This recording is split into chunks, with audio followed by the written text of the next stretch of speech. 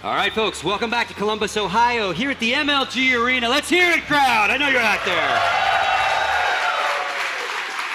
We are here to crown a winner of the CEVO Season 7 Finals. Folks, we did take a long break. Sorry about that. There were some technical issues with a couple player PCs, as well as some of you might have experienced the MLG website was having some issues. The reason for the website issues is actually really funny. Valve, being very cool that they are, embedded the information about the tournament and all that kind of stuff on the page of CSGO. But when they linked it basically to the main site of MLG and not directly like a video player that's used to getting a lot of people concurrently hitting it. Yeah. So they literally DDoSed and crashed MLG's main website, which then took everything down behind it. So thank you, Valve, for the PR. But yeah, so we're back. They changed the coding. We're all good there. So let's get into it. Obviously, Cloud9, Counter Logic Gaming.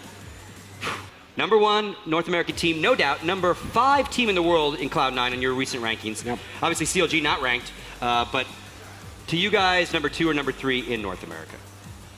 Definitely. I think with their main roster, I have them number 2 at the moment. Okay. Because, hey, they've got the result at ESL, ESEA Pro League, a top 4 finish, that's legit. And the problem is, listen, Liquid's very competitive in NA, but they still lack something European. They've always come to those lands and come last place, second to last. They've had the odd map they've taken, but they've never come close to a big series, whereas CLG's got some upsets, they've got a good placing. So I'm giving the edge to them at the moment, but obviously it's a different CLG we're seeing today. And what do you think Freakazoid's effects, Ben? I mean, we actually hosted his very first match at the Gfinity a couple Gfinities ago. Yep. And he's gotten better every LAN since then. But what do you think his overall effect has been on the team? Well, here's the thing. He was rightly criticized the first 2 Gfinities he went to, the Spring Masters 2 and Sun Masters 1, because if you remember, Spring Masters 2 was the one where they just didn't really have a chance in their group. They got clearly outclassed by the top European teams. Summer Masters 1 was the one where he had the series where, I think it was against Envy?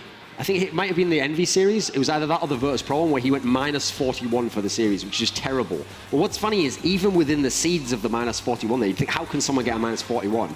Was actually what he's been able to do positively for the team, which is the whole reason they brought him into this team. He was plucked out of nowhere. He'd been retired for ages. He wasn't even playing like 10-mans and playing with all the top. He wasn't even around the scene. But the reason they got him out specifically is because they thought, right, we need an entry fragger. And the idea was, he was down like, listen, I'll be a pure entry fragger. You tell me where to go any round, Sean Gers. Like, you can tell me to go here. If I die there 5 times in a row, he's like the ultimate soldier, The idea that like if the Marine Sergeant tells you like run through the wall, you're just supposed to do it, You're supposed to trust he knows what you're doing. So basically, that's what he does. So the -41 is because if Sean was calling wrong or the team wasn't backing him up, he just went in those sites every time and did what you ideally want an entry fragger to do. Now his effect since. It's not that he gets the frags, but he sets everyone else up now. If you've got someone like Shroud, like Nothing coming in afterwards, well now Nothing's got a really free roll, he can wreak a lot of havoc because Freakazoid's going in there first, drawing the attention. Then Shroud, listen, we know how good he is at trade killing. He's going to be cleaning up those kills because they're aiming at Freakazoid. Shroud comes in with superior aim, wins some of these aim duels, and you can see how the pieces are coming together now for everyone else to be better. And that's the thing. Freakazoid's not playing like all-world CS, but everyone else, their level's gone significantly up from what we've seen in their careers. Okay, and we do have the veto system starting right now. As you can see, this one is live, so we will go through it together. Before it starts up, speaking on Cloud9 still, and I'm going to hit you up with Hiko on this one. You've been very public and very critical about your time on the team with Jordan and issues you had with him, motivation issues, et cetera, et cetera. Obviously, Jordan's revival this last month it's like the Jordan of old when he was peaking in 1.6 days. What do you make of that? And then what do you make of that, Thorn? I think what Thorn said is very true. A problem we had a lot back when I was on the team is that our roles were very blurred. We didn't really have that specific entry fragger. We used Jordan as the entry fragger on some maps, and then sometimes Sempus would entry frag. So people weren't able to really get consistent in the roles that they felt comfortable in. Okay. Now with Freakazoid here, as Thorn said, Freakazoid is the main entry. So Jordan never has to do the entering. Jordan is able to come in second or third sometimes and wreak havoc like he used to in 1.6. And I think seeing Jordan play this way is really amazing. Like compared to what he used to be, he's a whole new player and he's playing out of his mind lately. Yeah, no doubt about that. All right, so let's see. Again, you guys have said basically that more than likely Cloud9 will get rid of the outlying maps and get rid of the normal maps that we would, the Dust 2s, Infernos, Cash, but we'll see. Well, especially because it's the POG aspect. Like, there's no way a POG in theory, can effectively play a T-side train, Cobble CT setups even can be very difficult on the main site, so it's going to be hard to figure out how you're going to do that there. Whereas the difference is everyone in the world plays 10 mans on Dust 2 all day long, so even with players you haven't played with, you have a sense of what you're going to do within the game and how to play off each other. Yeah, something I actually forgot to mention earlier that I was reminded of just a minute ago is CLG, historically, their best map actually is Mirage. So knowing that, everyone knows that. Everyone knows, like, CLG actually, out of all the customs... It's where they beat Fnatic, remember? No, yeah, exactly. That's the one map, the custom map that they actually like to play. So I would expect, you know, Cloud9 to know that. And again, even without their in-game leader, even without their kind of anchor telling everyone where to go, I still think that Cloud9 will take that into effect, and maybe that's one of the maps they actually will ban. If they do, though, here's my prediction. Say Cloud9 decide we're going to ban Mirage, and I'm going to guess CLG pick Train, okay? That's the one that most people don't like to play. Then I think CLG goes Dust 2. I think it's Dust 2 and Inferno first. I would agree and then with I think Cloud9 just, if they're smart, they take whichever is there, Cobble overpass one of those. Because obviously then you might even get Cash as the third map, you know. So I think that's the better route to go there. It's the obvious one if you're both teams, I think. Skadoodle and his op. What do you think, Thorin? Well, what's interesting is we always knew he was good, but before it was like, he's the best NA AWPer, right? Yeah, I think that's pretty certain. Is he one of the best AWPers in the world? Well, he'd had his problems sometimes. You know, sometimes he'd have a crazy half against the Kenny S, but they'd take over. They've had the game. They'd have the series, you know? Now, I don't think it's even debatable. There are two great AWPers in the world right now. There's Guardian, who I think is the best. They're not far off the Skadoodle, and then everyone else, you can debate those all day long. But these two are definitely set in place. These are the two best AWPers in the world. And so when has NA ever had a player like that where they were literally like one of the absolute best at their role? It's very rarely. Yeah. I would say you have to look comparable to like Fraud. I was just saying, like, that's probably the last time we've had far somebody. back. and that window wasn't even that big of a window where he would have been in the top 2. I mean, obviously always top, but let's talk a little about CLG. You know, we've talked a lot offline about like playing with your friends or playing with a team built to win. You know, that's what you wanted to do at Cloud9. CLG, our buddies, kind of, right? So, do they make any roster changes, or do you think like this is their roster and they're going to live with this? I think they... I mean, obviously, here they have a... No, yeah, I think they're the one team out of maybe all of the American teams right now that actually did go for the, let's stay all friends. Let's stick together till the end. You know, no roster changes, and we'll see how it takes us. And I think...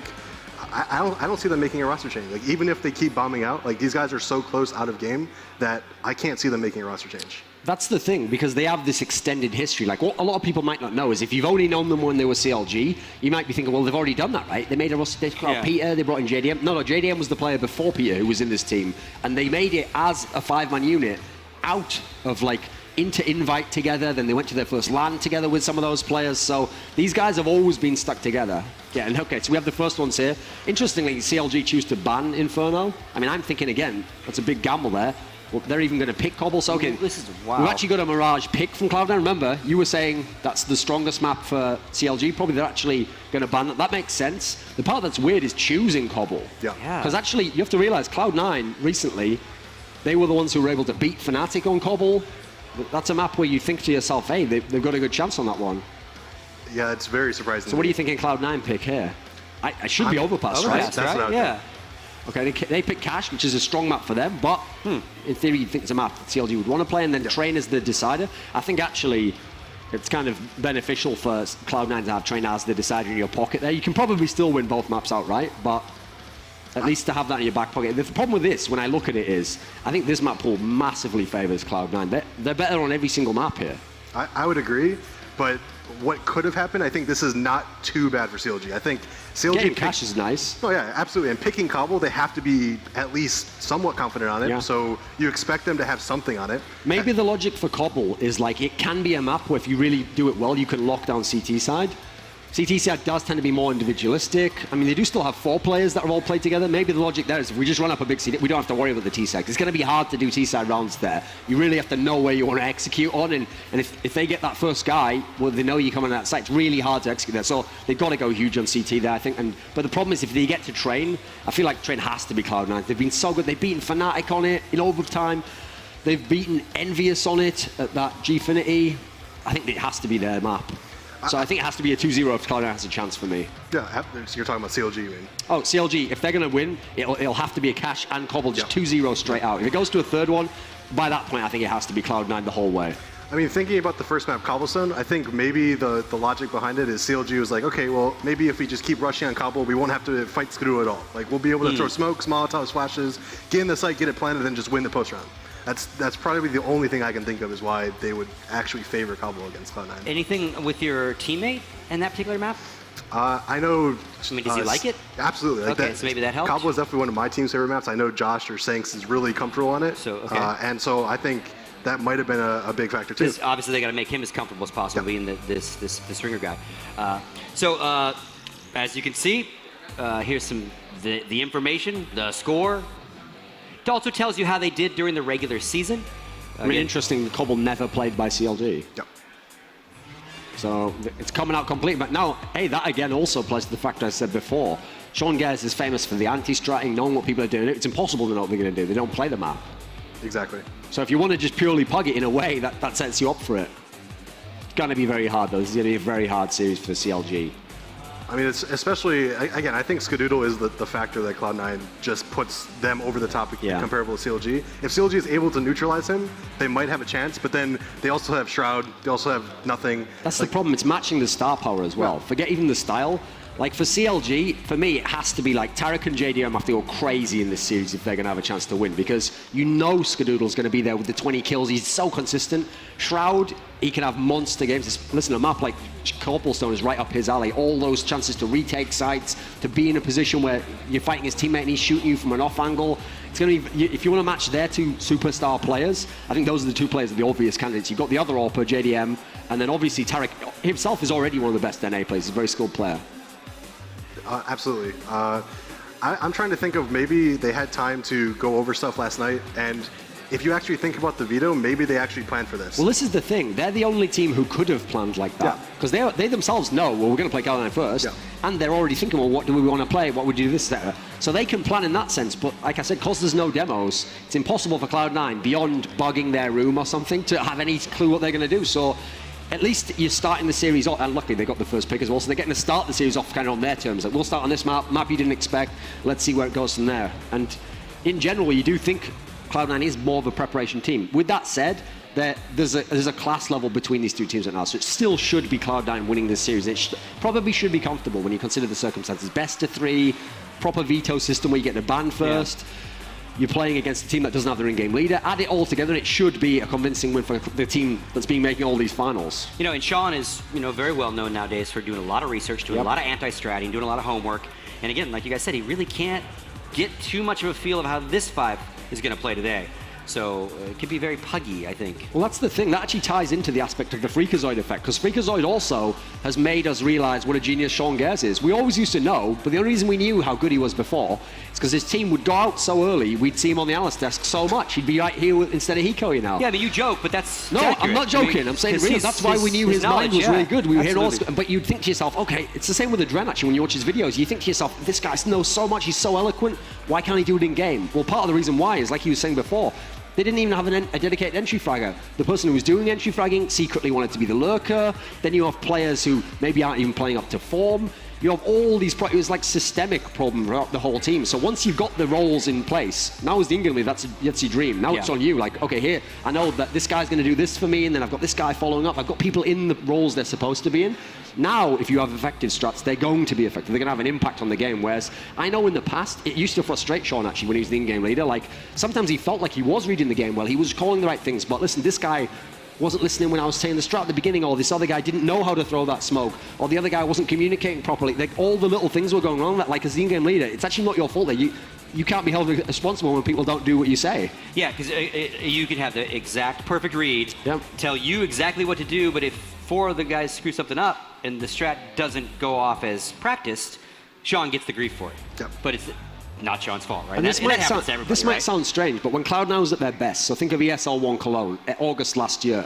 Well, that was when Hiko was at his best. That was one of his best tournaments in Cloud9. Well, the problem is, Hiko's style in general, he's more of the passive lurker type role. Well, actually, when you're your best players doing that, sometimes he can cover up the strategical problems you have, because he's just coming in last, winning a 1v2 for you, winning a 1v1, making up for the fact that the early part of the strat was failing, falling apart, people weren't in position. So in a way, you can kind of cover some of the problems there. A bit like at the moment, actually, even though Fnatic's one of the best teams, I think when Olofmeister's dropping 35 kills, suddenly you look awesome on T-side where maybe you aren't, that guy just rescued you last minute, you know. What was the dynamic like, do you think, when you were in Cloud9 in terms of that?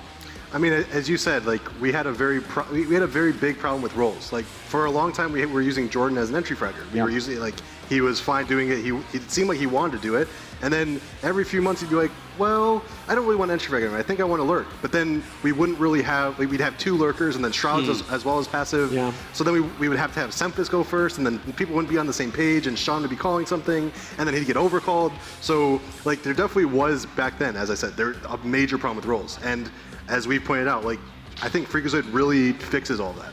That's one of the reasons why the Freakazoid thing's key as well. Because first of all, he's so aggressive and he's going to go in like that it allows all the defensive players more room to play. And then the key thing for Nothing is he doesn't even have a set role still. It's just that because everyone else's role is so set, you know Skadoodle's going to be the static AWPer, Shroud's coming in last to try and pick up those trade kills, Freakazoid always going first. It allows Nothing, in a weird way, kind of a JW role. You're just a wild card. Do what you want, like go aggressive, go here. The enemy doesn't know what you're going to do. We don't in a way. But you're the one part of the machine that can go a bit off kilter, and the rest is always going to be in place. Also, I mean, we're giving a lot of credit to Freakazoid, but I think Skadoodle is also a main factor. Before, we definitely had like Semphis, we had me, we had Jordan, who sometimes would try to deviate away from like the set strats that Sean was trying to call. With Shroud and Skadoodle now, like Sean has like basically the perfect team. He has Freakazoid, Skadoodle, and Shroud, who will do whatever Sean says. Yeah. Literally, as you said, tell Freakazoid to go run through a smoke and die, he'll do it. And here's the thing, even if they do it, no backlight, no back chat, no arguing, no decide. Like Skadoodle's never going to be like, actually, I think I'm not going to do this, I'm going to do this instead. Like, no, he's going to do what Sean says. It's actually really cool to see Skadoodle play, because out of all the players in the American scene, you expect them to be like, oh, you know, look, they're ecoing, let me go rush and get the kills. Like, I want to get my stats up. Skadoodle is one of the only players in probably the entire American scene that will play. If the enemy team is ecoing, if it's like a 5v1, you know, you'll see everybody try to rush for the kill. Skadoodle will be the guy that will stay in the site, making sure nobody plants, covering like the outside of the map where maybe that guy might come. And it's really undervalued what he does. Well, and again, an in-game leader can't ever figure out if their strats really work if they don't get properly executed, you know. And when that happens worldwide, it's not just an NA problem. So, Cloud9 going to win this thing? I think this is their best chance, actually, believe it or not. I mean, when you go in hindsight, you can say... when I say thing, I mean the tournament, not this match. Okay. When you look in hindsight, it's easy to go, well, they had a really good chance at ESL, ESEA, because in the final they had so many maps that were close. But if we're just looking at the tournament field, who's in the field, I think this is their best chance overall. Because odds are the teams that they're going to have to face later in the tournament, probably VP or Na'Vi. Now, it's true VP historically have had a good matchup against NA teams, but Cloud9's so hot now, I think I might probably take them as a favor in that series. I think I'd edge it to them. Na'Vi's going to be tough, but hey, listen, there's also the outside chance you might not even have to play Na'Vi, because Na'Vi VP is a very interesting rivalry that go back years. So what if VP takes care of Na'Vi for you, and now you're just playing VP in a final? So I think this is their best chance. I'm still going to have Na'Vi as the slight edge to win the whole tournament, but I would put Cloud9 as my second one. I think Cloud9 after and ahead of VP. So as you can see, here is the full Counter-Strike Logic game. And yeah, change your name of your team to Counter-Strike Logic, please. Forget that League of Legends crap. So there they are. Again, these are stats based on the CEVO season. And as you can see, I don't really have much to say over this. All pretty even stats, all right through the board. Does that, by the way, I think that if you look how many kills JDM has, he has significantly less. I assume he came in partway through the season, right? Yep. Uh-oh. You know what this means? The map's starting. It is time, ladies and gentlemen. We brought him all the way from the UK. Henry G. Gonna talk you through this with Misled. Take it away, gentlemen. Thank you guys so very much. And I'm unbelievably pumped and ready to watch this one. And I feel like this is going to be the time that Cloud9 is really going to get it going on in their favor. What about you, Henry? I think this is a great map for CLG. I think the fact they haven't played it before hasn't been documented. It's going to be really exciting to see how they approach it. It's very well known how Cloud9 approach this map, so anything could happen. I'm really excited for this one. And we're going to get right down into it. CLG versus Cloud9. And already, Tarek's able to open it up onto Shroud. Nothing's right there. Also able to get some good frags, but JDM's going to rotate back to the drop now, trying to prevent the T's from escaping here. Takes down Freakazoid right off the bat, but nothing on the trade out. They're going to go for the pinch here. That 3-on-3. Now a 3-on-2. Can they keep it rolling? But Hayes will answer and get a frag. Yeah, absolutely. Like we know Cloud9 favoured his B-bomb side. They've effectively got those kills into drop down now, and now they're going to be able to get into the A-bomb side. Look at this lurk from Skadoodle. This could be absolutely perfect. Get a 2-on-1 situation, gets taken down by Tarek, and now nothing left in the 2v1, and will he be able to convert this into a victory for them? Yeah, if you want anybody in there right now, it's going to be Nothing. He's just going to rotate over. Nothing very low on HP, and Hayes will pick the shot up and secure the round for CLG. That's a big pistol round win right there, Henry. That kill in the connector area there, that was the moment it changed for them. Like, he had such an advantageous position as well. You kind of think he had to get one kill in that situation, and unfortunately for them, it wasn't meant to be. Counterlogic Gaming, though, getting 1-0 up in this series on a map, we know they're kind of the underdogs going into this. What a fantastic start for them, and this is where the pressure starts for Cloud9. Yeah, definitely. And at this point here with CLG, we want to make sure that they can get through these anti-eco rounds effectively. Yeah, they need to make it. Cloud9 don't really need to force here. Like, we know that they're going to be the better team overall. So as long as they don't ruin their economy early on, we see it happen a lot of times in CS over the last few months. I think they've made the right decision here. Possibly go for a bomb. They've got smokes here, P250s. They were looking for a couple of frags in the bomb. That's the perfect execution this round. This smoke going down as well. Shroud is one of the most deadliest players on this position. Like, he seems to get kills out of absolutely nowhere. So this is very interesting. Will they be able to do anything here with the PT50s?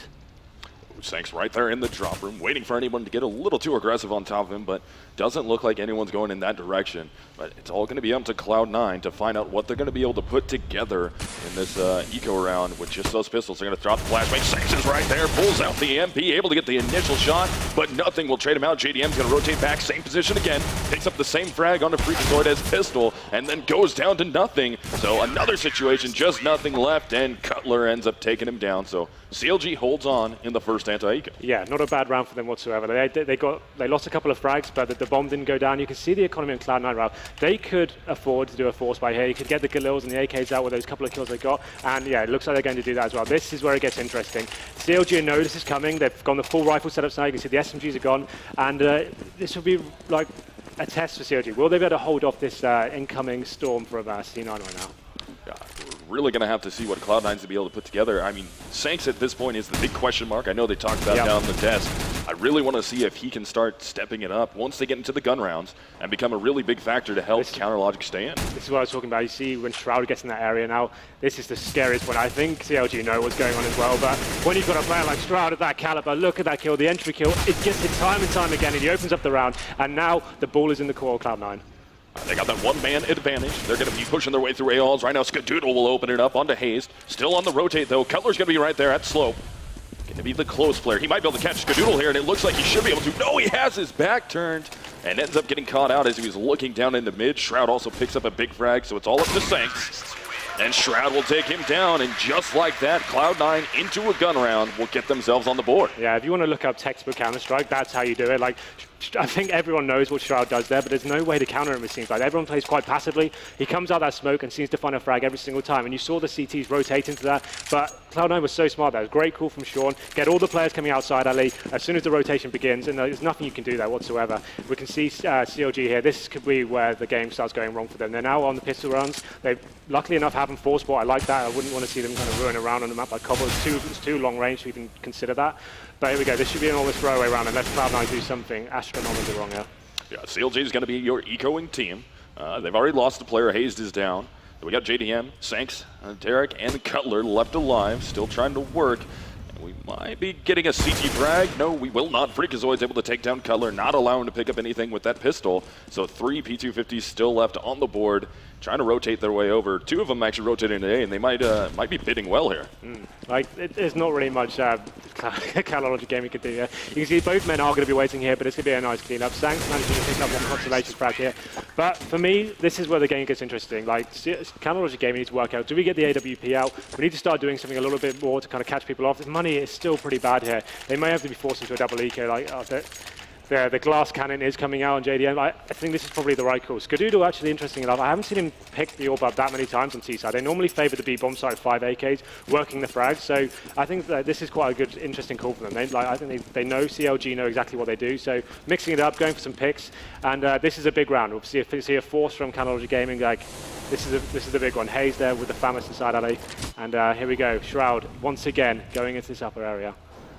And again, he's going to be working there against Tarek. Let's see if Tarek can actually put something together. He's going to be the first one. JDM's actually there with the op, and Shroud hits the one tap onto JDM, removes him from the round. Tarek quickly trades that frag back out, making it a 4-on-4.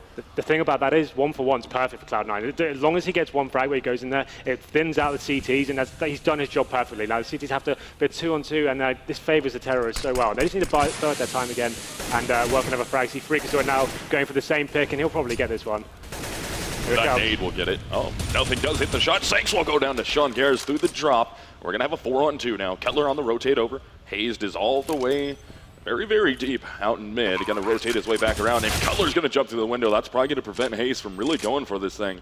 Maybe just going to sit back a little deep in the B-halls to try and get himself a frag. If he's able to, grab an AK. But it looks like he's going to not have any luck with it, though. No one's going to be exiting in that direction. Yeah, so for me right now, CLG needs to be playing more aggressive and B-bomb side. They're allowing Shroud to walk out there every single time and get those frags, and he's getting hit twice in a row now. So this is the point they need to work out. How is he getting the frag every single time? How's he shutting us down? Is that's what Cloud9 will keep doing. If he consistently gets that frag, there's no reason for him to stop doing it. They can keep running the same strategy, working the picks, and it doesn't need to be many more complicated than that. We see it time and time again. They favor the B-bomb side, get the picks, and then they just play off their game from there. So they have managed to save a gun. The money is terrible. But I think the best thing for them right now would be to stack the B-bomb side with the gun they have and hope for the best. Hopefully, if they do go away, you kind of just save the gun again. But this is where the economy gets kind of dangerous now. If you start force buying and trying to keep up with Cloud9, is when you're going to get yourself into a horrible rut. Yeah, that's 3 in a row now so far for Cloud9. If they keep the momentum going here, you already see they broke the economy at CLG. Hayes was able to get that M4 after, I believe it was Sean Garris that pushed a little far. They counter-boosted back up the drop and rolled right into it when it looked like nobody was going in that direction. So he was able to save that silent M4. So you can see that the B stack has come in there for the CLG. This is the best play I think they could have gone for, but what can you do? The M4 is going to be there. A frag is responded to, but this is the moment where they need to make the next one have any chance of this round. It looks like it's going to be clean-up time for Cloud9, and this is the moment they decide whether they save the gun. In fact, they have no choice. 4-on-2 situation now. PT50's in hand, and if any frag, that's going to be a consolation, but Cloud9 should make pretty light work of this one. Cutler does pick up one before quickly getting dropped by Skadoodle at the end of it. Bomb got planted. More money for Cloud9. They're up 4-2 now over CLG, and as you can see, money on the other side for CLG getting a little bit better, and they're going to buy into this one. Yeah, this is where, for me, they need to start using that orb, get the first pick, take the game to the terrorists. They're sitting back and waiting, getting picked. They need to start making the game in their favor at the beginning of the round instead of waiting for someone like Shroud to take them down. So JDM, AWP in hand, you can see him going towards the B-bomb side. I'd like him to actually face and go for something a little bit more aggressive here. JDM really needs to get that thing going, and the last time we actually saw him, when he had it, he was in the B-bomb site, and he got absolutely destroyed by Shroud. So he's got to be able to prevent that. But we're into round 7. Cloud9 with that 2-round advantage here. Bomb down neutral location, allowing Cloud9 to slow this thing down quite a bit with a heavy emphasis in mid right now, but they're still sitting back pretty far. No one's even tried to force their way through the smoke, and it's a smart play. I mean, CLG's got 2 stacked right there, ready for that pop flash to push the one-man in Cutler so he can try and get some blind terrorists. Yeah, this is great for Cloud9. They've showed so much dominance in B so far that it's not even playing a player. They can see CLG have got a full stack in B, expecting the same thing to happen, but the burst on A here should be absolutely perfect. They can get a couple of smokes down and get into the bomb site. There should be no contention whatsoever. They should have quite a clean entry here. Yeah, Cutler will be the last man left down there in mid. His teammates actually rotated back, so flashbang will come out, and that won't quite get Cutler, but there goes the pop flash for him. He's going to get in. He will not be able to get shot. Garris somehow. I don't know how that happened, but he wasn't able to collect the shot. Sean takes him down. That's a 5-on-3 now in the A-bomb site. See what I mean? Like, if you're not even getting a single frag when you're going to the A-bomb site, something's gone fundamentally wrong there. A big miss from Cutler, unfortunately. Maybe a little bit of pressure at the beginning of the first game of the day, but that's a kill we definitely should have made. A 5-on-3 situation. They've got no choice here but to save the weapons. They have got the JDM orb there, but they're going to be hunting. Look at them coming. Like savage beasts coming, looking for their CTs. Oh, Sean, though. Sean is going to work his way all the way back through. Get a good flank off here. Tarek's got to be careful. He's going to be looking. No, he turns his back at the wrong time. Can Sean collect this frag? Not able to get it. Tarek will put him down. But now they have a read on at least where one of the CTs is. They have to bank on the fact that more than likely they're all going to be together, and they're going to peek into this one. JDM's going to hit the op shot, and we're going to have one more frag go out in favor of Shroud before Sanks takes him down. That's 5-2 now. Cloud9 from T side. Yeah, it's a good call from Cloud9. You can see the economy for them is just rolling in money right now. Any kill they got there was worth it, so they managed to get one towards the end, which just damages the CT economy even further. So you can see the FAMAS is out now. They did manage to save the AWP, but this is the moment in the game now. If they're going to get back into this, they need to get some momentum now. Losing the next one, it's going to be a foregone conclusion. Losing like 6 rounds already at the start of the game, it's very difficult to get back into, especially against a force like Cloud9. You can see here more of the Hail Mary players coming in fast middle, going straight up here, and it looks like there's going to be no contention whatsoever. They're going to have a free bomb site to go into. Yeah, it looks like we're actually going to have Cloud9 here trying to play the retake, the 5-man retake attempt, as the 2 players that are in the long halls at the moment are just sitting back very deep. You hate to see this. What can you even do to get back in this? Retake's almost impossible. You've got guys inside alley with no real utility to play with. This is another decision you need to save. Do we just save at this point? Yeah, 4-man save should be, that's probably what I'd call for. And it looks like finally the B players are rotating in that direction. I think they wanted to go for the save, and then they decided, no, we need to get in here and make this happen. Hayes is able to pick it up, and wow, they brought this all the way into a 3-on-1 now. Shroud's going to be trying to defend there. He's the last man left alive, and he will go down to sinks. That will be a 3rd round here for CLG, as they will barely get the defuse off the It's time. a really impressive retake. Like, I completely wrote them out of that round from the beginning. And it's good to see them get back into this one. I mean, that's the momentum and the confidence boost they need to get back into this series. So fantastic retake from them. Like I said, like when you're in that situation, the bomb's gone down via a frag, and you have got no positional control of the map. You kind of cool. Like, we've got any cut our losses here, fall back. Somehow put it out of nowhere. Maybe Cloud9 over-facing a little bit too much. Like from facing the balcony area, he didn't really need to, giving frags away. It was a pretty questionable face. But there we go. All of a sudden, CLG look awake, and this is time for them. They need to get a few rounds on the board. Losing a round now would be devastating. It would reset their economy, and they'd be back in that rut, and they'd probably lose 2 or 3 rounds after that. So very important round now. Let's see how it unfolds for them. Sean Garris actually being the man going towards the B upper area now. John Garris is going to be the distraction here at the B bomb site. JDM got boosted up by his teammate. He's going to be trying to look with that op, just kind of playing the back angle out on the balcony, looking to see if Shroud's going to get too aggressive over there, but nobody will. Just a little bit of a fake. They're going to try and walk their way into the halls, and Hayes completely blinded by that one, not ready for the flash to come up over the wall. He's got to be careful here. Now he's going to go on the peak because he has a teammate there, and they'll pick up 3 frags for their trouble.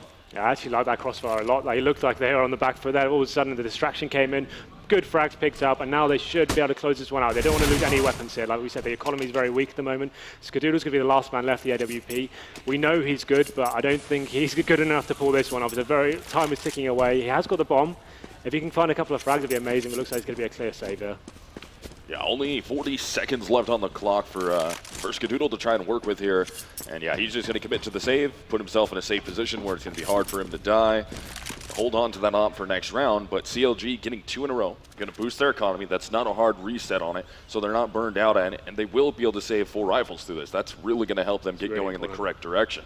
That was actually really nice counter-strike from CLG. Like, you saw that crossfire they had going on, frag for frag, making sure you cover each other's back. That's how you play CS. If one of you goes down, you need the man there, facing the angle, taking the attention off yourself, and that was really impressive. It looked like Cloud9 might have to do a little bit more of a tactical approach to this one. They can't just walk around trying to get the frags like they were just then.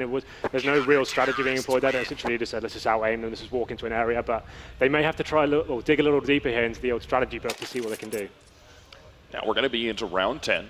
Cloud9's lead is shrunk down to only 1 round here. CLG has a chance to really get into this one. I mean, after these buys are coming out from Cloud9, their economy is not looking too super solid on this one. I mean, you still have Skadoodle with a ton of money right now, and everybody else is all relatively low except for nothing at 2,900.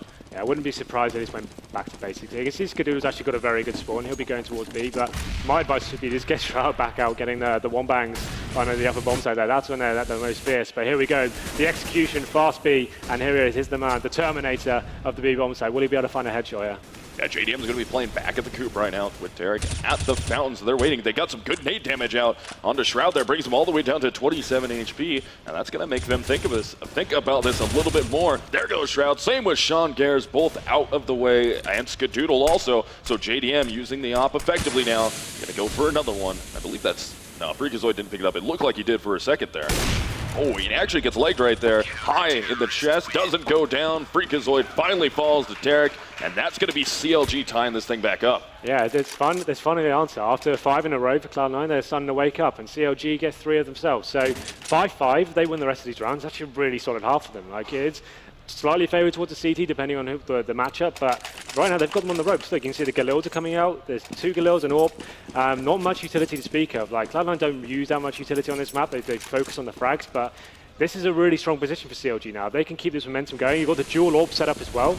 That's when I think they're going to be at their strongest. Have 2 anchors on each side of the map. But here we go, a fast setup and a fast execute coming from Cloud9. Oh, Cutler with 2 already, Wow. and a 3rd into the round. Can he make it a 4th? Unbelievably close there, down in mid, trying to shoot down slope. And his teammate's going to rotate over, but that is great for them. And the economy now of Cloud9 looking in the dumps after JDM closes that one down. But Cutler, the 3K with the op in hand from connector down a slope. Yeah. That's huge for them. That's the perfect response, dual AWP setup, right? So he had a complete lockdown in middle. We saw Cloud9 before running up middle straight away.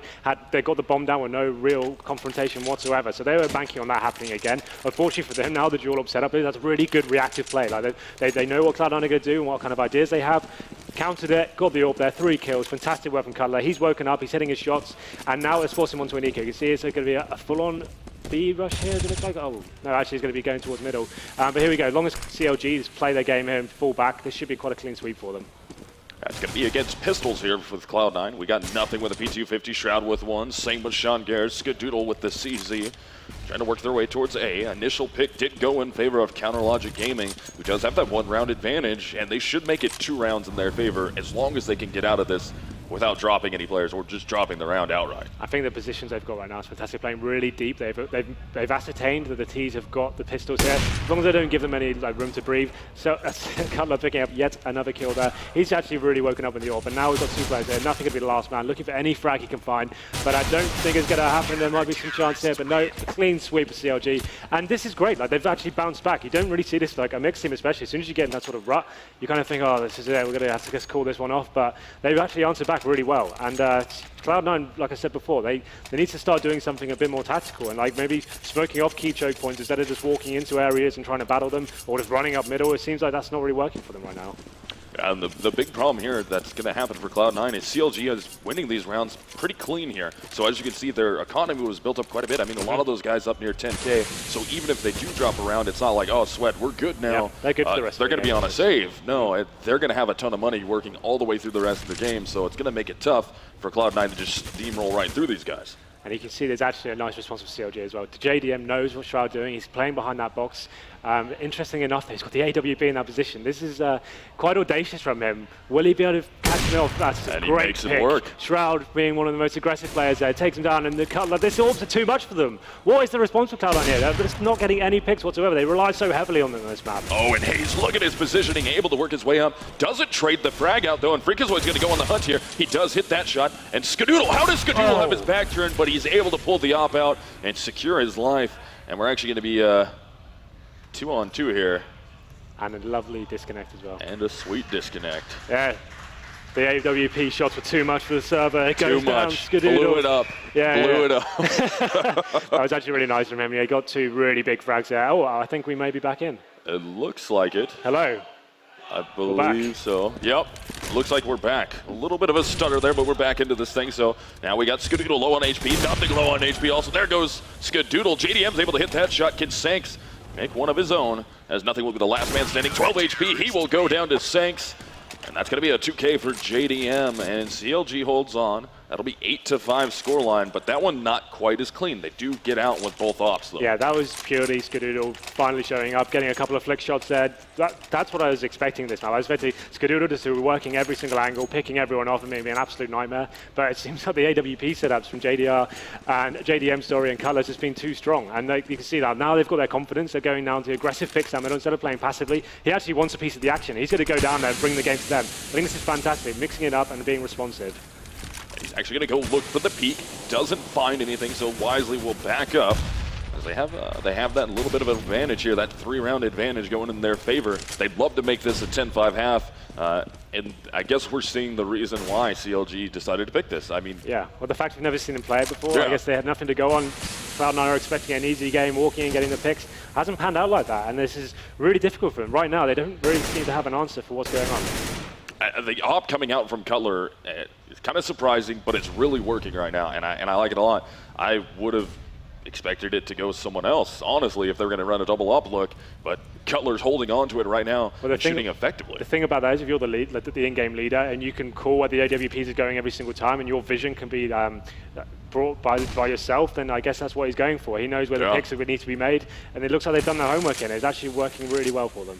And he's fragging really well for in-game leading right now, and it's working out for CLG. And we're going to actually lose Freakazoid and Sean Gears. Both will fall down.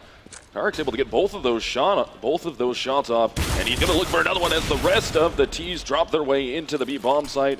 Bomb should be going down here. Skadoodle's going to try and get into that smoke and get the bomb planted. It's going to be a 2-on-2 here with nothing on a great lurk position. See if he can get out and get a frag.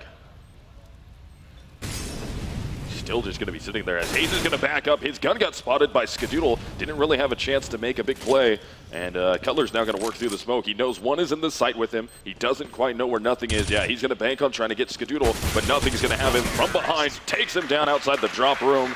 And that is going to be C9 getting back on the board here. 8-6 will be the scoreline. And we could have an 8-7 half here, Henry. Yeah, that's it. This is getting really exciting now. Like I was kind of hoping this game would be exciting when we saw the Cobble pick. We weren't sure what to expect. To be fair, we weren't sure what to expect from this team whatsoever. We're like, they've got a ringer coming in. Their in-game lead is missing. When I first was told I was casting this game, I thought, okay, it's just going to be a complete stomp. We're not sure what's going to happen, but this is great. I'm actually really enjoying this game so far. And we've got Cloud9 picking up the 14th round there, going into the 15th. If CLG pick up a 9-6, that's such a fantastic half of them. If they pick up the pistol as well, like we could be talking like a serious suggestion that they'll take the first map. And imagine that, like, who would have predicted that going into the series? Now we're into the final round of this half here, round 15. Let's see what we got going on here between CLG and Cloud9, and look at the aggressiveness that's going to come out. JDM, if he makes this counter boost, and he's silent here, the only problem is Skadoodle's going to be rotating very late, and JDM, he's got a line. Can he line it up? No, he's able to get two before he goes down, and that's going to bode well for them. 4 versus 3 towards the B bomb site, 4v2 now, as Tarek hits the shot onto Shroud, so we got Skadoodle and Sean Gears left alive. They're both going to be up there on the balcony trying to work their way out. Can Skadoodle with the op in his hands hit some of these shots to open the side up a little bit. Tarek's going to take down Sean Garris, and we're going to have a 9-6 unless Skadoodle comes up big, but Sanks will shut it out. Have you ever seen anything like it? I don't think we've ever seen an AWP being boosted up in the drop-down area like that. Fair enough being boosted up, but they actually have the audacity to jump down and just have just check out what's going on. Little kill in the back, then a 5-7 kill as well. He could have lined that first one up. That's going to be really frustrating for Cloud9 there. They're going to be asking what the hell's going on there. Why is a player even allowed to boost up with no information being ascertained from the terrorists there? So frustrating half, I think, for Cloud9. They seem like they're in the driving seat for the first 50% of the game, and all of a sudden, CLG woke up, and we can see why they picked this map now. Really exciting play from them. And the pistol, the current meta suggests all you need to do is get Glock armor, choose a bomb site, and get in, and it normally favors the terrorists. So if they can just kind of make this at least competitive in the pistol and get the bomb down, they've got a really strong chance of winning this map. And I think we'll be going straight in, and we've got a little bit of a pause here. But yeah, like from Cloud9's point of view, you've got to be disappointed at that. Yeah, right? You're coming into this against a team that you beat when it's their 5. I mean, if you look back at recent history, Cloud9 has been beating CLG. So you're going to look at this like, all right, well, we should be able to work our way right through here. And on top of the fact that we normally have been beating them, they also have a ringer coming in. So now we shouldn't really have too many issues here. We should be able to walk on through this one. And that's not the case. CLG is showing up right now, and they're doing really good with a ringer on Cobble. And there we go. You can see they're going towards the B bomb. So here they have got a Tech 9 on Tarek. He's going to be the raid boss. It's been coined recently, but yeah, the full drop down rush, I really like this. It's really difficult to hold. I see Cloud9 don't really actually have some potential there. It's going to be a really exciting first frag. Where's it going to go? It's going to go in favor of Skadoodle, able to get that Shroud, but 2 quick trade outs, nothing's on the board also. That's going to make it a 3 versus 2, unless JDM's able to get this frag on nothing back at the coop, but he's not able to do it, so it's all up to Cutler. Already worked his way out. He's going to be getting flanked by Freakazoid. He hears him though, and Freakazoid gets a grip of damage onto him right off the bat, and he will shut it down. And that's how you want to start second half of your Cloud9. Yeah, absolutely. They need to get the momentum back on their side. Like I said before, that is current meta and pistols. Get up, see what spawn you've got, get the armor, rush a bomb site. Unfortunately, they didn't get the first 2 entry frags. They did have a response there, but I don't even think they got the bomb down in that situation, so it's going to be disappointing from them, but they are going to do a semi-force by here. Seems like some players are opting for armor. There we go. Yeah. So we've got Deagle armor, Tech9 armor, and I guess this is a round you almost want to win. Like, if you've gone all this far, you want to make sure you get the bomb down at least. We can see that Cloud9 actually opted for SMGs. It'll be interesting to see how this one pans out. Very fast approach here, and you see Cloud9 trapping. Oh, he's going to have a big contention here, and he managed to stay on one. He just needs to fall back now and get himself into the bomb site, make the T's come in and force him into a plant.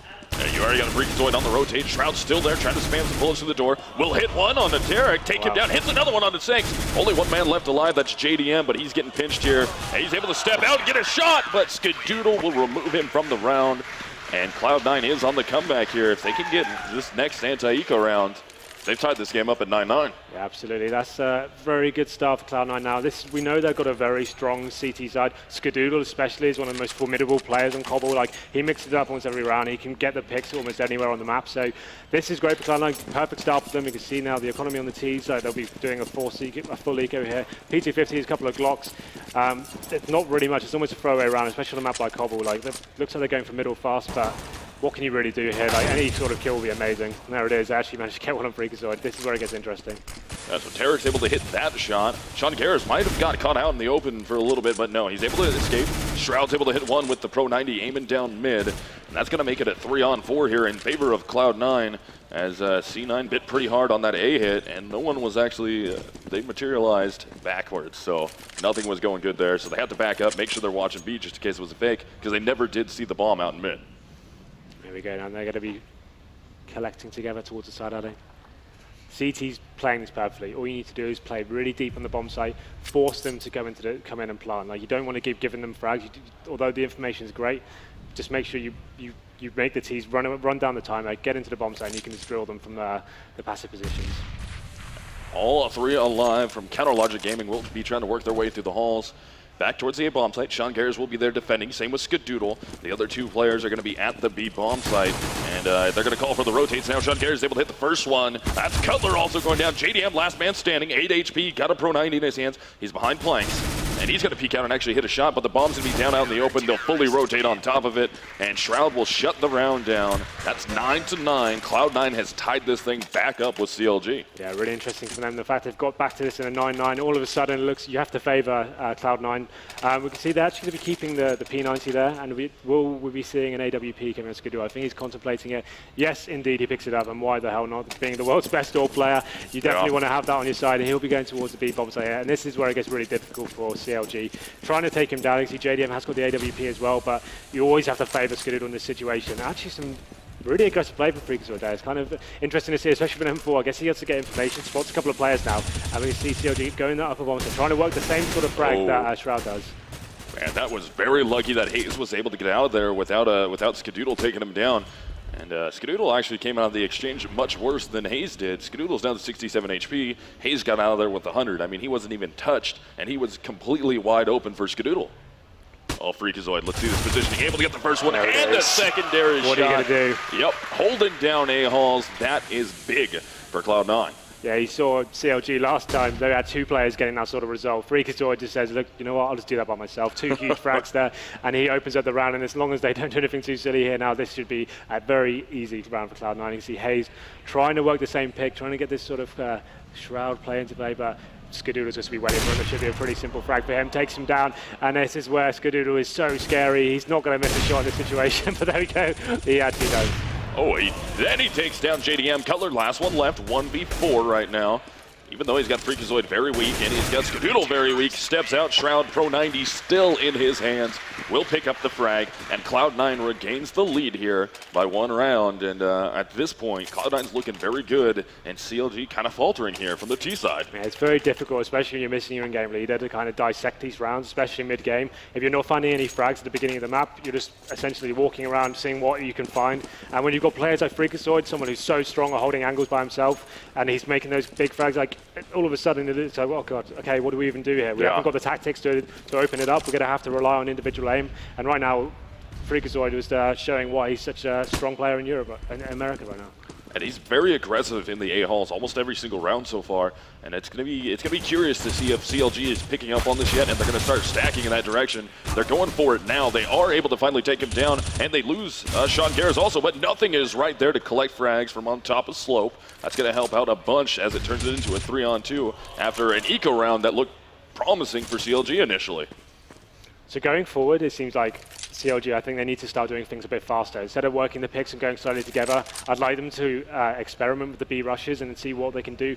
Bring the game to Cloud9 instead of letting them get the picks. We know Freak is always playing side island by himself, so why not try and just get there a bit faster, surprise him instead of kind of walking into his crosshair. So this is still, there is a chance for CLG. They get this first pick. You can see Shroud's got such an amazing position here. He's going to make light work of CLG. The second frag should be able to be picked up there. Just a little bit of... Just cannot hit the headshot. We got that in the end.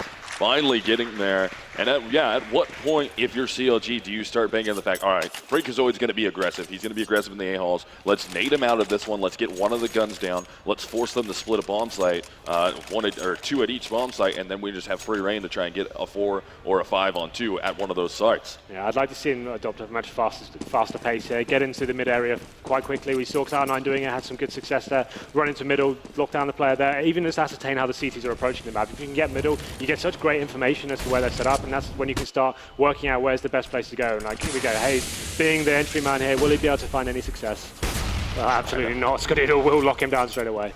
Yeah, Skadoodle, great opener there to prevent CLG to really get things going in their favor. And Cloud9's been getting the openers. They get the initial frag. They're able to have that man advantage, and they hold on so very well now after what looked like a first half that was going to go, it didn't go in their favor, and then it was possibly going to be a rough second half for them, but they've really turned it back on now. Trying to get some more frags will be Freakazoid. He gets caught out this time, though. Not able to make an effective trade, but that makes it a 4-on-4, and Cloud9 has to rotate a man out of B towards A to honor what CLG was doing over there.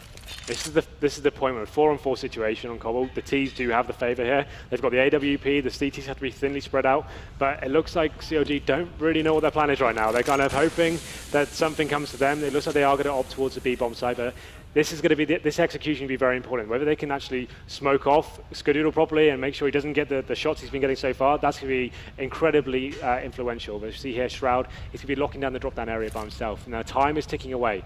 CLG needs to execute right now, or they're going to have a real big struggle here getting into the bomb site.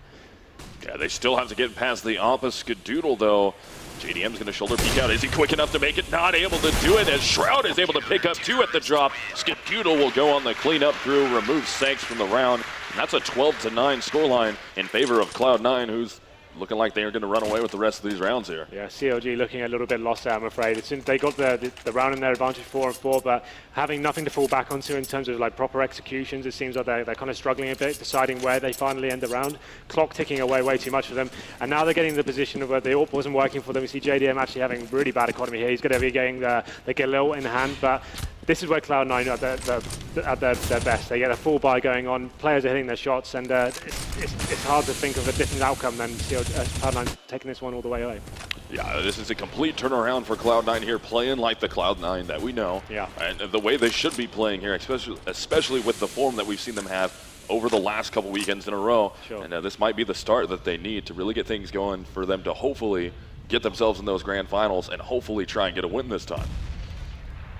But we're into that round 22. Cloud9 is going to be up 12-9 over Counter Logic Gaming, and CLG not taking your advice yet, Henry. Just playing slow still, trying to get picks, and it hasn't really been working at all from the T side. We can see like how slowly they're taking this area now. They're so scared of Freakazoid being there. He's shown so much presence. It's difficult for them to actually take it quickly, and right now it's just trying to work out any sort of map control they can get. But again, time ticking away. They really need to work out where they're going to go to. No information gathered whatsoever here. There's going to be seeing if they can work out what side of setup is going on for the CTs, but they've gathered middle. They can see there's nothing really going on. They need to work out how they're going to go into the bomb site now. We know it's going to be difficult for them. Tarek is to be the first man going in, and actually manages to take down Sean, and that's going to be a very good opening frag indeed.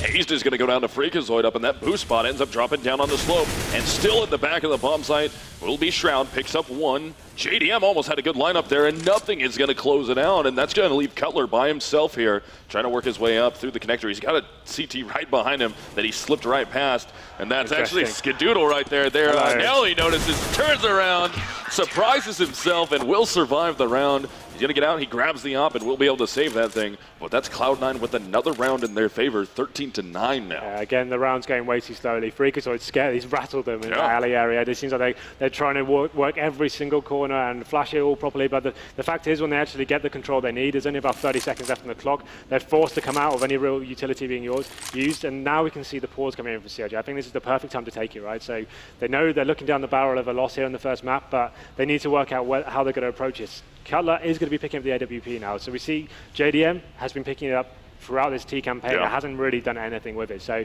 maybe Cutler's deciding to take matters into his own hand. We saw him have a very strong AWP on the CT side.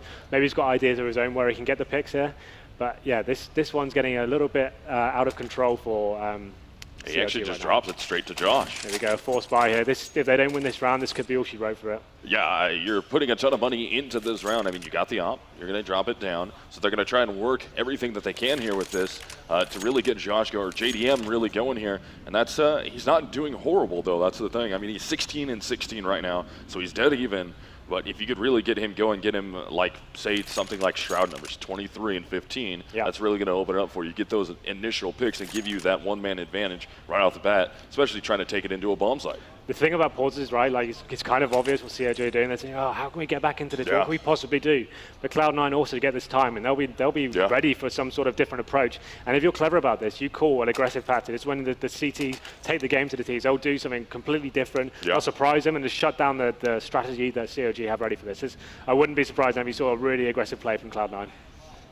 I wonder if we're going to have Freakazoid able to push really far out the halls, as it looks like the pause is going to be done and over with. So we're going to get into this game now. Round 23, Cloud9 trying to make it 14 rounds in their favor. But CLG still standing in the way from the T side. You can see 3 players going towards the mid area here. They've got something up their sleeve, something a little bit different. This get up there is exactly what I'm talking about. Unfortunately for them, they've been completely shut down. Great start from CLG. Like I said, Cloud9 wanted to bring the round to them, and unfortunately completely owned the middle there. And what can you even do? It's going to be a 5-on-1 situation for Sean. And although, like I said, that was a good idea on paper, middle is not the area to do that in. Like, running up middle is almost a death sentence. Like, it's the worst choke point for CTs. It's not like old versions of Cobble where you actually have some decent vision. You have to walk up that door with the worst angle possible in the game, going one by one. You can't get crossfires, but I'm glad they kind of had the same idea as me, but they just chose the wrong area. I'd have liked to see the AWP go towards side alley, go for the first pick perhaps, just to surprise them.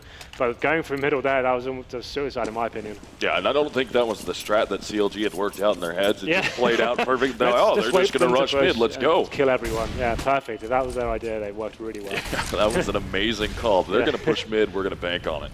It worked out for them, though, so into round 24 now. C9's lead down to 3 rounds in total. Counterlogic Gaming reset their loss bonus here, so they desperately need another win. Otherwise, they're going to go back into the poorhouse. The economy on their side, not very good, so this could do some real harm to their team if they can't pick up these shots, and nothing is going to grab 2 outside the window. And there goes the final player. JDM goes down to Freakazoid.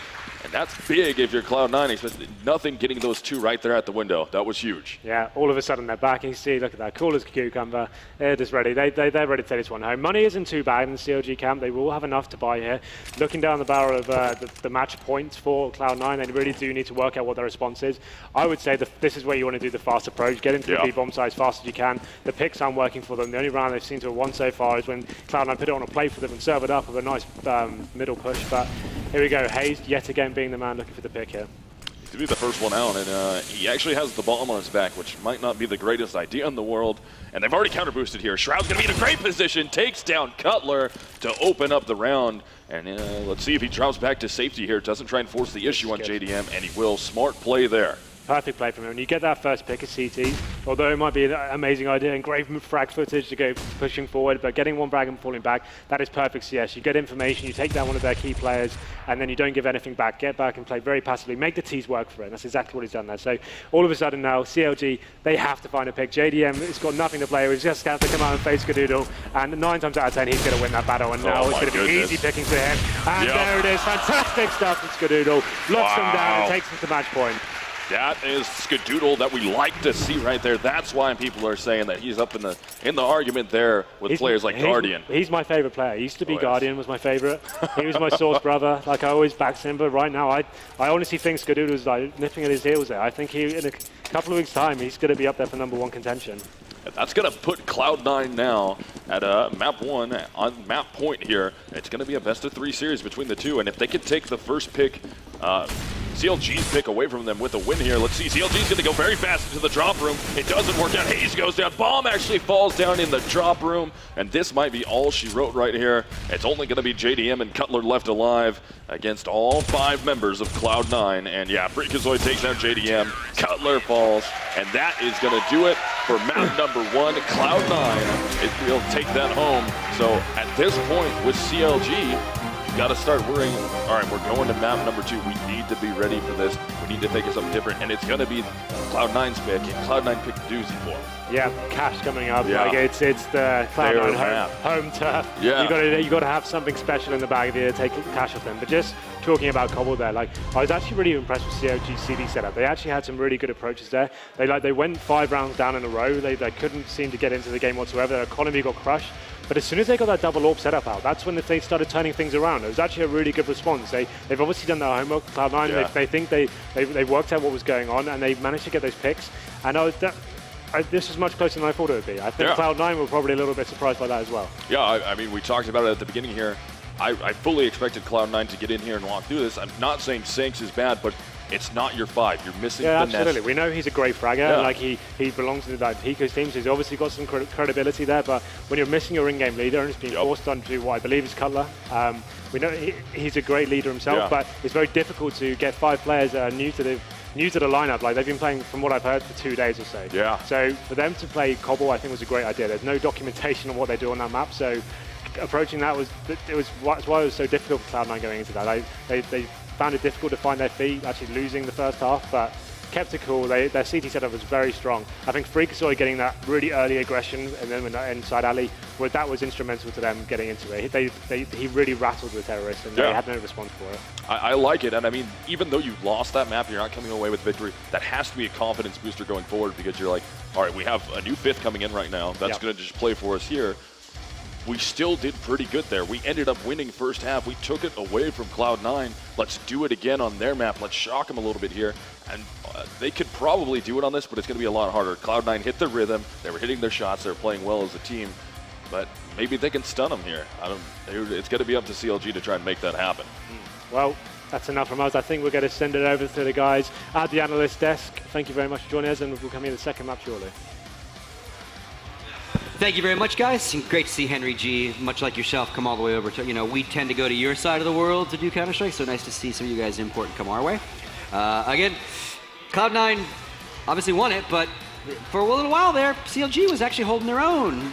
Kinda. Yeah, that's the problem. It was kind of a bit deceptive, I thought, because like I said, they needed to go crazy on CT. They need to really lock it down, because like I said, the problem is, as a POG, especially on a map like Cobblestone, which is hard on T-side, what are you going to be able to do? Like, it was going to be a stretch there to be able to get like 6-7 rounds as T. That was probably a tall ask, and you saw from the way it went there, towards the end of that half, they had nothing on Terrorist side. Eventually, they were literally just walking one by one, going slow enough that Skadoo will re-scope every single time and get a highlight frig against them. So you can see they didn't have anything on T side. They were really just hoping to outskill them on CT, which they were doing for a little while, but it was never going to last, I don't think. Yeah. Something worth mentioning also is that Cutler actually was opping, which for the usual team, he never opts. He's that guy that will, hold the solo site. He'll get like 2 or 3 as they rush, and he has like really solid rifles. And it's actually pretty cool to see him op. He was getting, I think, on like the biggest round of the half for their CT, he killed like 3 guys rushing up mid.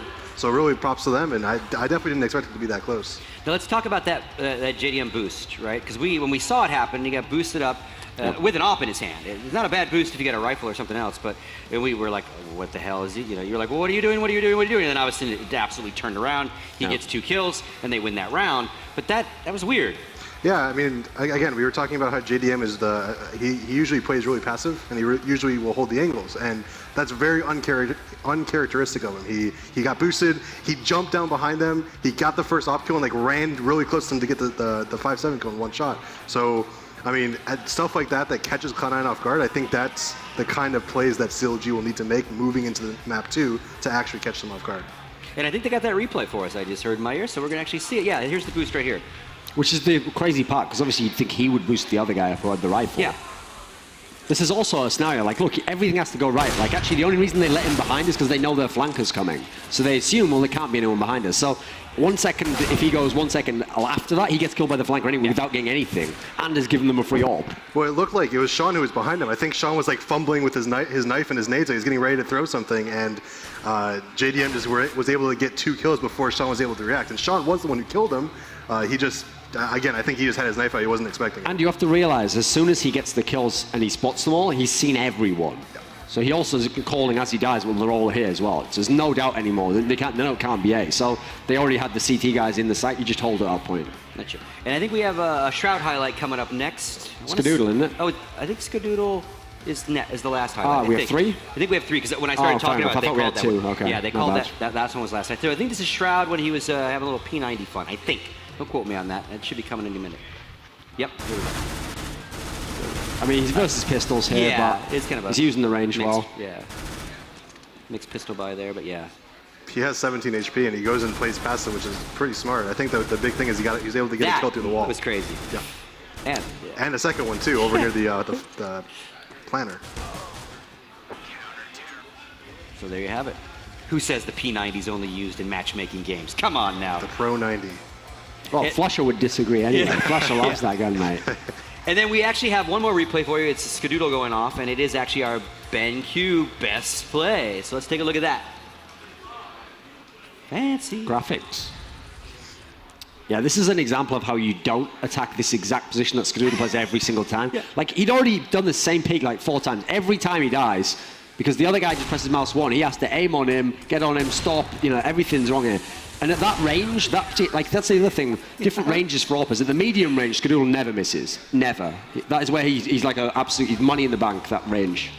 Yeah, I mean, another thing about Skadoodle is he is very good at holding those angles where there's multiple angles to come from. And you see, he peeks one side, gets the kill. Comes back, peeks the other side, gets a kill. That round, peek the other side again, got the 3rd kill as well. I mean, that's the places where Skadoodle thrives. Like, he will never miss those shots. Well, that's the thing we were discussing before. Like, listen, JDM, if you talk only NA players, he is one of the best AWPers. He's in the top 2 or 3 AWPer, but you saw there's a difference there. Difference is, JDM's one of the best NA AWPers, Skadoodle's one of the best AWPers in the world. And then you saw JDM trying to play similar spots, but he wasn't getting as much out of it. He wasn't able to work those angles. He could get like the first kill, but then he'd have to pull back or something. Skadoodle can just stay in that same spot forever, because unless you can deal with it, he has no reason to change it up. And that's the thing with him. It looks very easy because he's not playmaking here. You're coming to him, but you can't get into that site or the entrance if he's holding that one angle there. So he can lock half the site off himself. Just the threat of him being there. Okay, and we got some scores coming. So let's actually, here we go. Here's how it ended up. Perfect timing. And again, here's the thing. This is the story of how it went wrong for Cloud9. First half, JDM was doing really good, actually. He was one of the top fragging guys. CLG. Oh, CLG. He was one of the guys who had some of the top scores, but by the end of the game, he'd done almost nothing on T-side. He had a really, really bad half, but obviously he's buying AWPs all the time throughout the whole game. So at that point, it's an economic strain on you. Meanwhile, it's the standard story over on Cloud9. You always get Skadoodle around the 20 so kills. Shroud's going to top frag if you let him do that. And this is actually an ideal setup. It's always going to be Sean gets bottom if things work out properly, because the others are getting the frags, they're going in first. That's how it's supposed to go. That's business as usual for Cloud9, I think. And you have to remember, this was CLG's map. They picked this map. Maybe they had some sort of a plan. Whatever the plan was, they obviously couldn't execute, because T-side was where they really did not do much work. They only got 2 rounds on that half. All right. Well, we're going to take a quick commercial break. And when we come back, we're actually going to delve into what they got to do to win cash for each of these teams. Obviously, Cloud9 sitting where they want to be. They got a 1-0 lead over their rival CLG. So we'll be right back after this quick commercial break.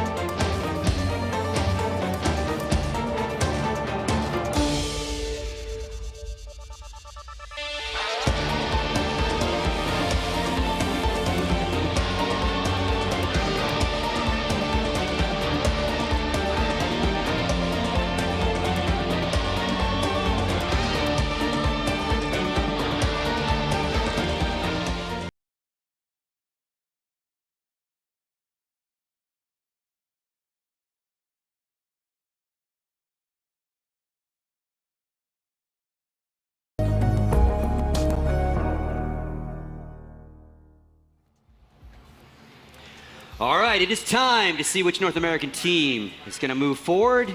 Cloud9 has a 1-0 lead so far over CLG. Could go to 3 maps as well, Scott. It could. Yeah. It could. But we will technically see which one's going forwards in the future. CLG's got to win this one, and they're definitely not going forward. So, what do you think? Thoughts on Cash? I have a lot of experience playing both of these teams on Cash, at least in the US. I can tell from experience, Skadoodle goes absolutely insane on CT. Like, it's very, very hard, even with strats, even with set smokes, to stop him from going off. So CLG is going to have to pull something crazy to be able to get a lot of T rounds.